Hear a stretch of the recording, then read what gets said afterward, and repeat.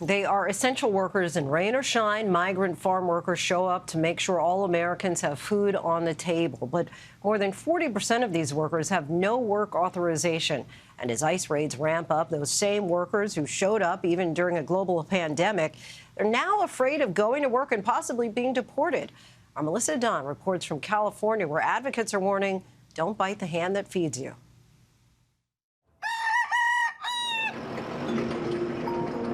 California's Central Valley supplies a quarter of the nation's food, considered America's breadbasket, producing 40% of the country's fruits, nuts, and other table foods.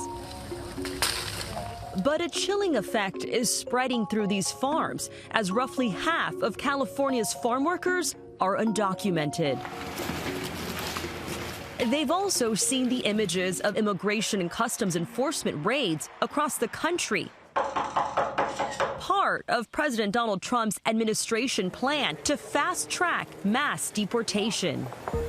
In California's Central Valley, concern sparked after the U.S. Border Patrol's mid-January raid in Kern County, dubbed Operation Return to Sender. El Centro Border Patrol Chief Gregory Bovino touted the operation on his X account, noting not all of those arrested had criminal records. Whether in 1965 during the Delano grape strike or today in 2025, farm workers continue fighting for a seat at the table they provide for. Immigrant rights groups say fear is trickling through undocumented workers. What do you think is the collateral damage of all of these ICE enforcements across the country? You have families that are being ripped apart. You have community members that are living in fear. They're scared to go outside. They're asking neighbors and friends who have status to drive them back and forth because they're concerned that they may be targeted. These raids prompting immigrants to stay at home, which could impact the harvesting of produce and other goods. No es fácil el vivir con el miedo cuando nosotros somos los que te estamos llevando toda la mesa. No es fácil. No es fácil porque yo en un principio he dicho que no muerdas la mano que te da de comer. Wow. No la muerdas. How do you feel? ¿Cómo te sientes? For 16 years, farm worker Xochitl Nunez has worked in the fields of Central Valley farms. Xochitl says she loves the feeling of the soil, the smell, and la libertad, the freedom of the fields. She says the people here are family. Para nosotros estar a las 6 de la mañana en un trabajo que nos lleva hasta 1 hora de camino. Y lo hacemos con gusto, con el corazón. No nos molesta levantarnos tan temprano, no nos molesta cortarnos tan tarde, porque queremos la tierra. Ahorita la gente, si tiene miedo que si va a salir, no va a regresar la gente. Entonces, es terror. Ya no es ni siquiera miedo. Es terror lo que siente la gente, que si se asoma afuera a la calle al trabajo, va a llegar migración afuera a los campos.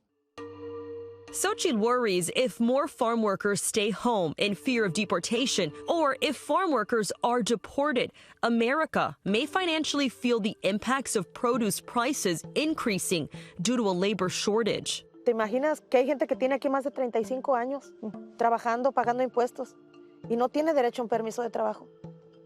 Y ellos no descansan ni en invierno, porque ¿de dónde van a agarrar dinero para pagar su renta, para pagar sus biles, para pagar sus medicinas? Ellos tienen que salir todos los días. Debemos de ser empáticas con esa gente, porque esa gente que no descansa es por la gente que no cae la economía. United Farm Workers Foundation tells ABC News the fear is real and fear causes real harm, but they cannot afford to miss work, and it is peak harvest season for citrus. If those workers are scared to go into work, they're scared to take their children to school, not only is it a detriment to our community, it's a detriment to our economy as a whole, and we can expect grocery prices and costs of living to continue to rise astronomically. You know, we got a little bit of everything. Oranges, snacks, rice, beans, cilantro. Some immigrant families are fearful to leave home, even to get groceries, which is why food drives like this one in Fresno are popping up.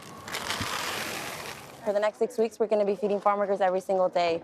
Does it strike you as ironic that farm workers who work and feeding America are lacking food? Yeah, it's very ironic that, you know, we're feeding those that feed the nation because they're very food insecure.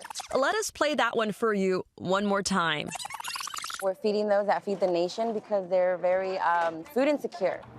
Here in Kern County, rapid response groups are teaming up with attorneys like Ana Alicia Huerta, who says people have rights regardless of their status. If you're arrested, don't sign anything, ask to speak to an attorney. Ana Alicia says this is not the first time her community has had to fight for their humanity. The most dangerous weapon in the world is an educated Chicana.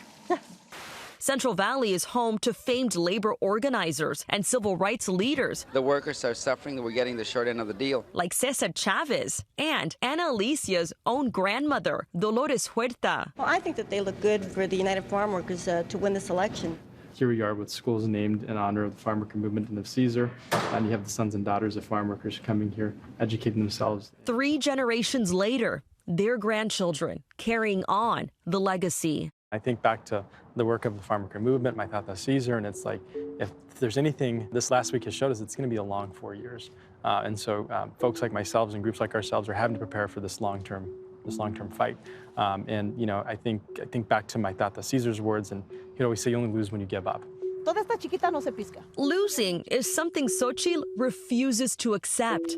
As she looks out onto the field, even amid the fear, she feels hopeful for America's future. Yo sé que tienen miedo salir, pero si no salimos, ¿a dónde vamos? Tenemos que empoderar a nuestros hijos que sigan estudiando, que sigan adelante. Y nosotros, así tengamos miedo de salir, tenemos que seguir saliendo a trabajar. Va a haber muchas ayudas por donde quiera y las vamos a estar llevando, si se puede, hasta sus casas, para que no sigan teniendo miedo. So many trying to eliminate that fear. Our thanks to Melissa Adan.